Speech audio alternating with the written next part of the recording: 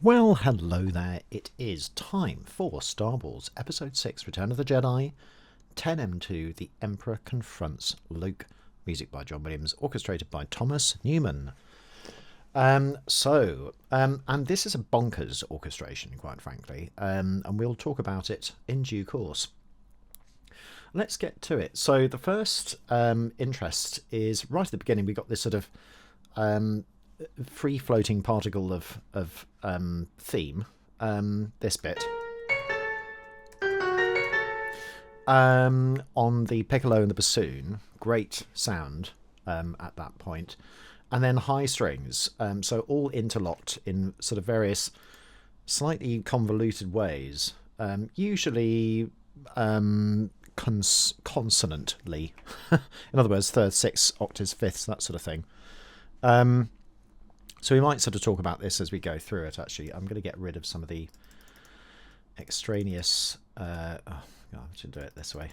So it's just a bit annoying. Never mind.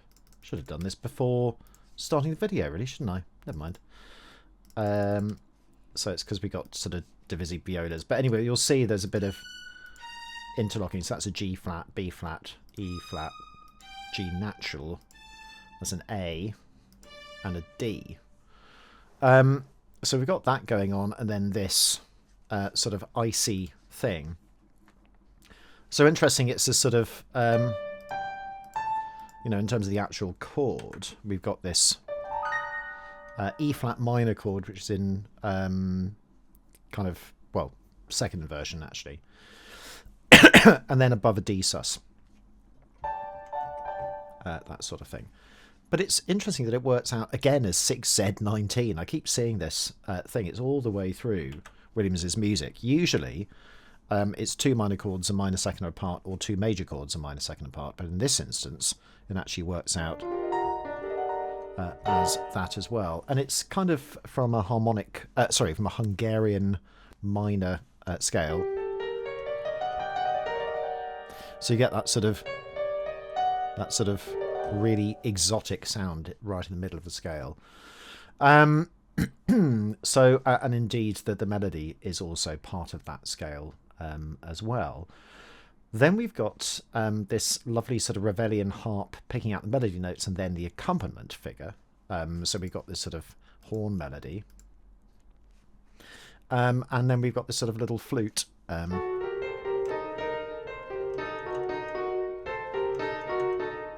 That sort of thing, which it's also picking out as well. It seems very together, actually, on the recording. Of course it would be, but let me just try and capture that.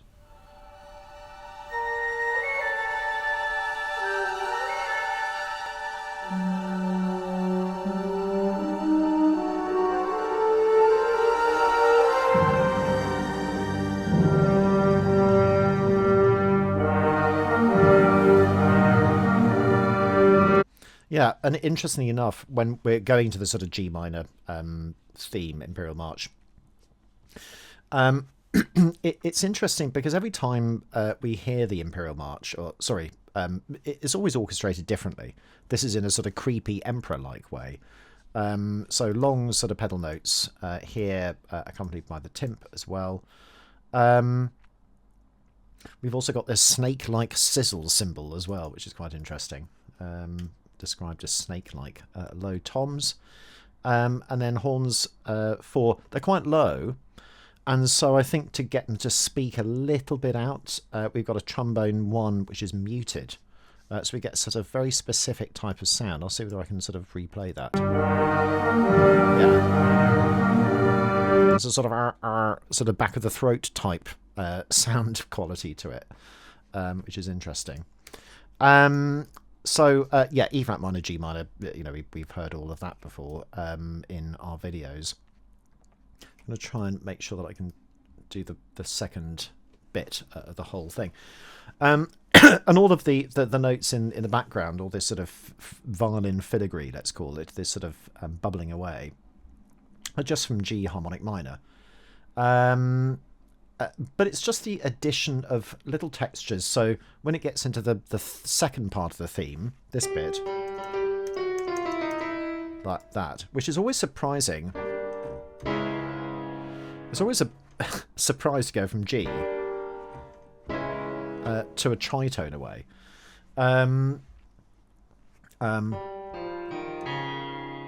Yeah, interesting. Always surprises me. I remember being surprised as a child as well, particularly. So we've also got trombones muted as well. Then the tuba comes in on that E flat. So there's continual variety in what's going on orchestrationally. So here the wind cut out, so there isn't any. And then we've got this sort of really unusual brass bit here.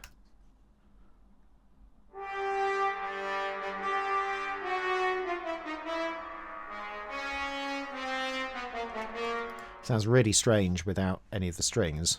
I'll see whether I can play it.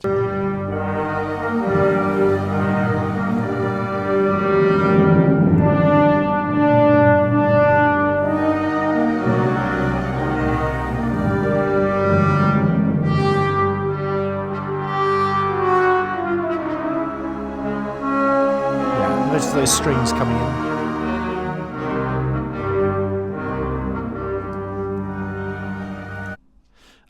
So yeah, really tremendous cue actually, and yeah, lots and lots of stuff going on. Look at all those divisi strings at that point. Where are they? They're here. Look at that bonkers second violin part. Isn't that really interesting? So it really is really interlocked. So violin 1, violin 2, viola, and then violin 1, viola, violin 2. And actually that is lower than that one, so that's the only sort of, let's call it, sane one. And then bass and cellos in octaves as well. It's really, really interesting. It's not the sort of way that Herb Spencer would have orchestrated it in terms of the way that divisi is written, but it leads to a very sort of nice sound.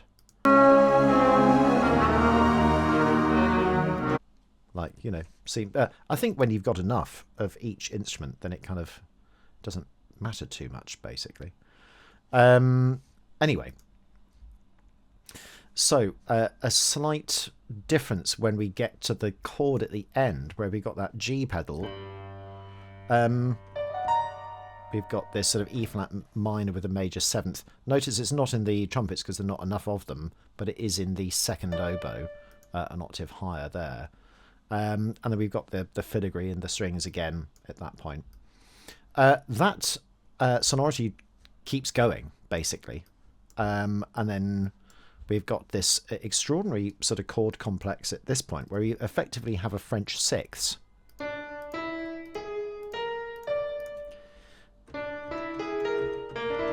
So in other words, imagine the A sharp as a B flat, and there's a G sharp there. We get sort of sharp 6, sharp 4, 3, which is a French sixth. But then we've got E flat minor over the top of it as well, which is amazing. So we got this, which is a really extraordinary chord. Brilliant, absolutely wonderful. So then the muted trombones, again, this sort of wee wah wah, all of this sort of descending, sort of evil snake-like sort of emperor type stuff as well. And then a lovely free floating melody. I've just kept thinking of E.T. like that at that point. I'm sure there's no relation constantly, but it just sort of reminded me of it. And then we got this amazing G minor major 7 with a sharp 4, sharp 11 as well.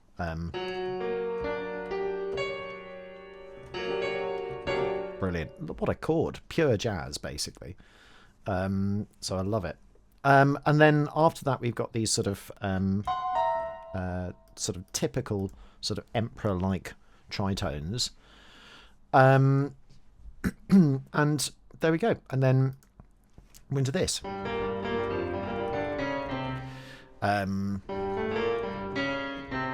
So yes, sort of using one of the most hackneyed forms of sort of circus stuff and then repurposing it as well, which is amazing. But look at the orchestration. So that's the violins, that's just the violas divided into 3, and then we've got basses and cello also divided with some extraordinary chords. I mean, just if you listen to it on the piano, it sounds awful. I mean, actually, it doesn't sound that awful. It sounds quite good, actually, at that dynamic range. Let's see if we can find it. So here we go. Gliss applies to all the parts. Yes, it does. So let's just take that apart.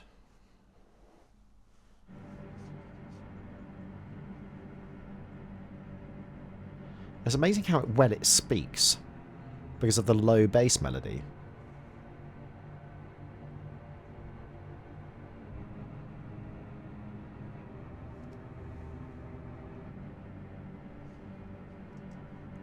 Yeah.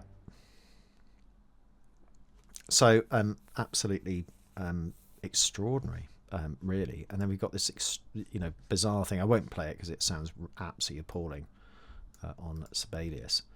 So we've got a sort of synth. I imagine that's the ARP to 2600. And then we've got the male chorus going loo. Is loo, all of this sort of stuff with sort of very wide vibrato when they sort of do it later. And they almost also might notice the bass clarinet sort of being really prominent at the end of it.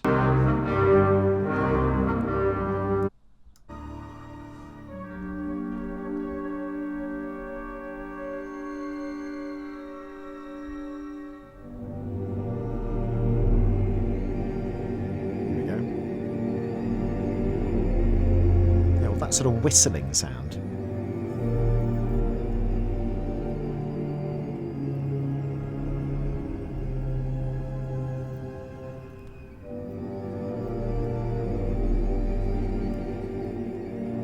I'm sure the violas are muted there.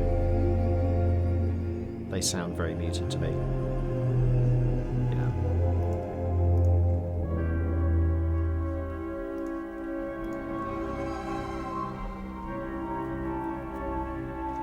So this is really interesting, that bit here.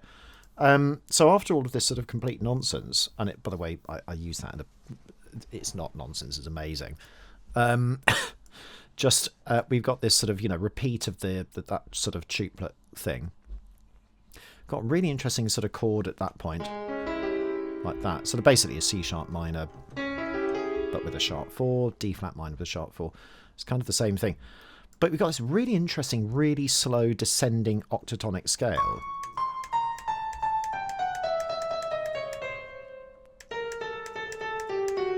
Like that, all the way through. So I was just hammering away at the cursor. And then we've got C7, which is a sort of, a Stravinsky type sort of thing. All of that, and that going on at the same time.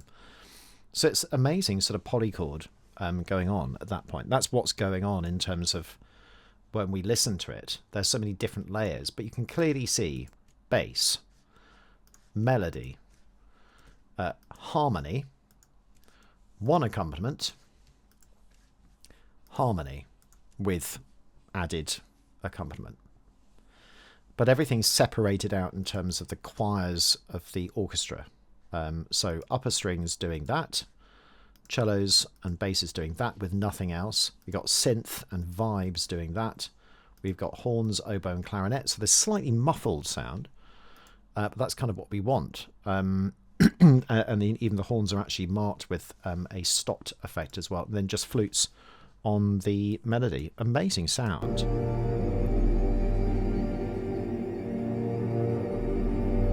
Hopefully I've got to the right bit. Yes. So just coming up to it now.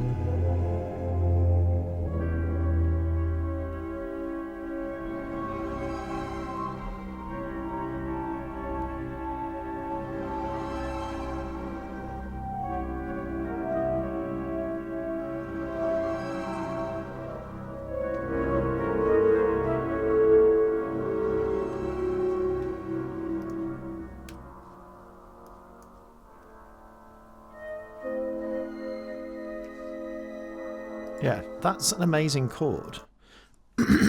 Here it's a sort of F sharp. So if we go all the way through, obviously it's not in order, but That's the chord we got. 1, 2, 3, 4, 5, 6, 7 note chord. So F sharp half dim with the 13th. But again, it's all separated out. So here the bass is the harmony, I guess. We've got the melody here, and then sort of, you know, bass, harmony, bar, bar, you know, all of these sorts of semitone shifts.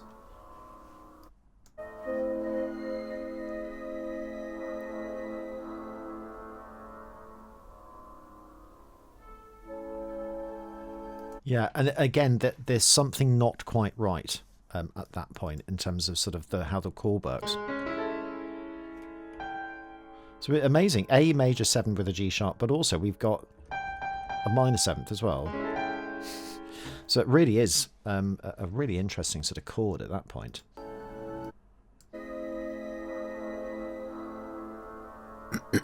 Coming up now.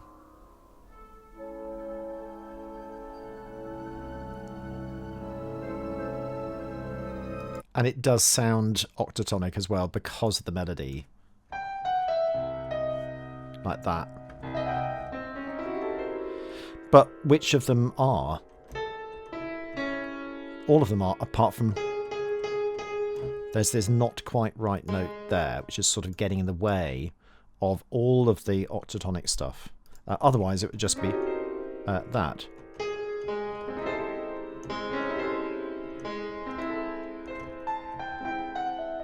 So yeah, absolutely really extraordinary sound. And then again, the last bit of...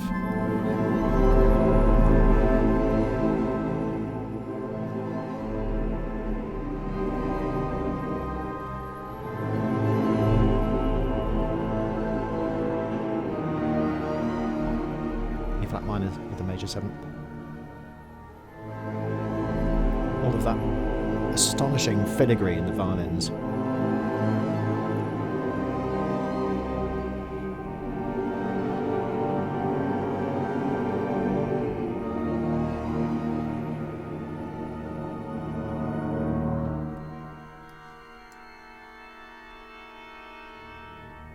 So that chord, E flat with a major 7th, with a sharp 9, also with a flat 6. Because if you add everything up, it is quite amazing. So we've got all of that, but also in the wind. So we've got that going on. And we've also got there as well.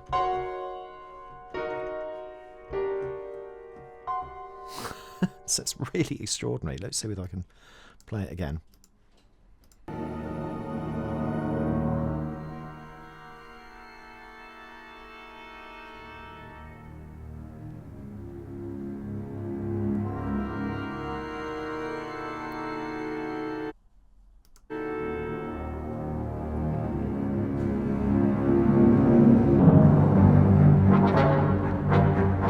And then we're into the next cue, and it completely dovetails. So that doesn't really exist.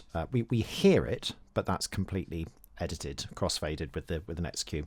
But I just find that chord absolutely unhinged. You know, it really is extraordinary.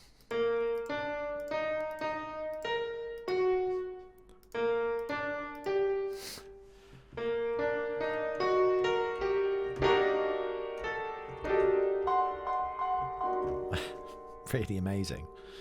But yeah, very sort of diminishing character, minor. So that E flat major 7. But also, you know, very chromatic as well. So that's it.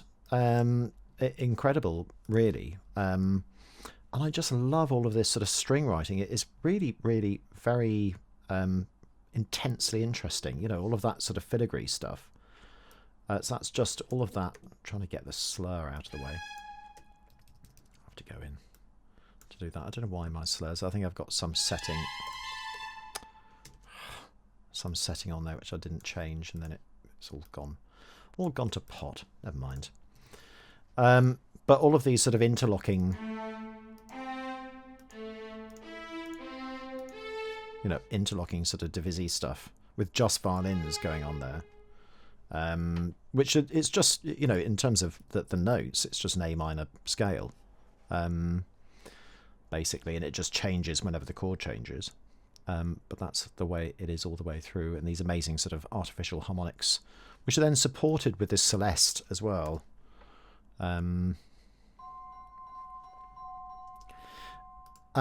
Together with the vibes. It's amazing sound as well, especially with everything else going on.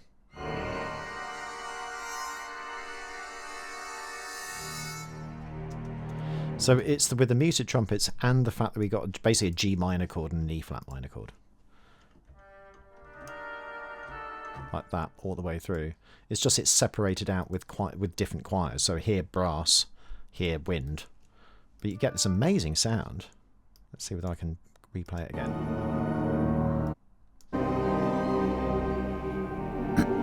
Coming up.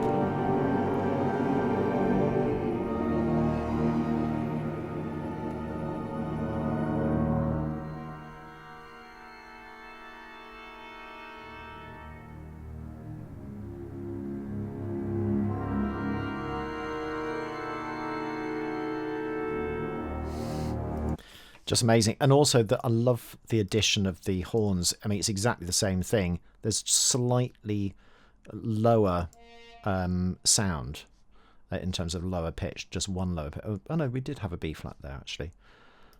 But here it's a little bit more mixed. So that's the G minor bit. And that's the E flat minor bit as well. So yeah, where the E flat minor goes to E flat dim at that point. So what a phenomenal little cue, and a great bit of the film. All of that sort of chat with Palpatine and Luke is just wonderful. There's so many quotes, so many gifs and memes and things. But it's a real pleasure to kind of, you know, analyze it properly and kind of bring it to you. So that's all for now, folks. So I'll see you again shortly, and then we're straight into the Battle of Endor, basically. So yes, it all gets very, very complicated from here on in. So I'm not quite sure how fast I want to be churning these out, because I want to do a decent job of it and not sort of skirt over. But if I show you where we're at, so we've kind of just done this one. So we've got 91 bars, so that's 56 bars we did there. We got 91, so almost double the length. Then Rebel Forces captured, then we're first Ewok battle, 130 bars, then 89, then another 100 bars. This is all kind of, you know, action. Emperor provokes Luke, Ewok battle, we got a little 6 bar insert, 72 bars, Leia's wounded.